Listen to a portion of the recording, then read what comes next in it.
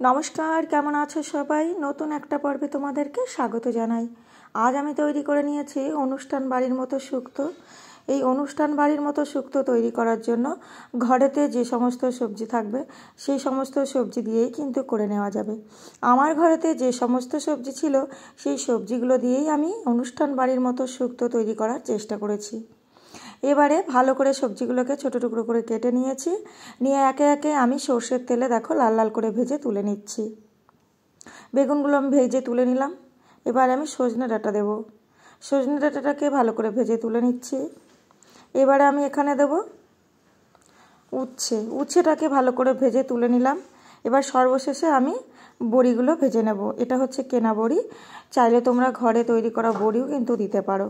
বড়িগুলোকে ভেজে তুলে নিয়ে ওই তেলের মধ্যে দিয়ে দিচ্ছি রাঁধুনি, কালো জিরে, গোটা শুকনো লঙ্কা, তেজপাতা, মুখ ফাটিয়ে নেওয়া 2টো এলাচ, দিয়ে দিলাম একটু পোস্ত বাটা, সাদা সর্ষে বাটা, একটুখানি জল দিয়ে মশলাটাকে ভালো করে আমি দেখো মিক্স করে নিচ্ছি। ভালো করে যে একটুখানি মিশিয়ে নেওয়া হয়ে যাবে সেই পর্যায়ে এসে এখানে দিয়ে দেবো একটু কাশ্মীরি লাল লঙ্কার গুঁড়ো।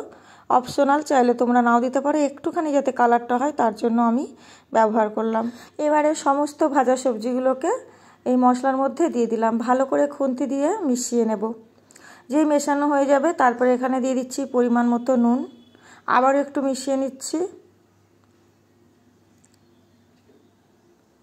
তারপরে দেখো দিয়ে দিলাম একটু দুধটা হচ্ছে রুম টেম্পারেচারে থাকা গরুর দুধ, চাইলে তোমরা দোকান থেকে প্যাকেটের দুধ কিনে এনেও তোমরা এরকমভাবে দিয়ে দিতে পারো, কোনো অসুবিধা নেই।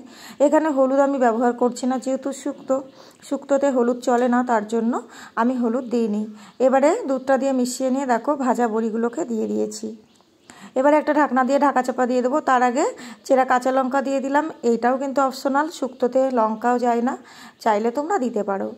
এবারে দেখো মিনিট 5 সময় নিয়ে লো টু মিডিয়াম আছে ঢাকনা দিয়ে ঢাকা চাপা দিয়ে দেখো নামিয়ে নিলাম। আলুটাও কিন্তু খুব ভালোভাবে গলে গেছে। এবারে আমি একটু চিনি দিয়ে দিলাম আর একটু দিয়ে দেবো ঘি, দিয়ে নামিয়ে নেব। তো দেখলে তো বন্ধুরা, কত সুন্দর সহজ সিম্পলভাবে ঘরে থাকা উপকরণ দিয়ে কিন্তু অনুষ্ঠান বাড়ির মতো শুক্তো তৈরি করে নেওয়া যায়। গ্যাসটাকে অফ করে দিয়েছি, 5 মিনিটের জন্য স্ট্যান্ডিং টাইমে রেখে দিয়েছিলাম। তারপরে যেই শুক্তোটা থিকনেস পদ্ধতি চলে এসছে দিয়ে নামিয়ে নিয়েছি, সার্ভ করে নিয়েছি। দেখো কত সুন্দর হয়েছে দেখতে, খেতেও কিন্তু অসাধারণ হয়েছিল। বিশ্বাস না হলে এরকমভাবে একবার একটু বাড়িতে বানিয়ে দেখতেই পারো তোমরা।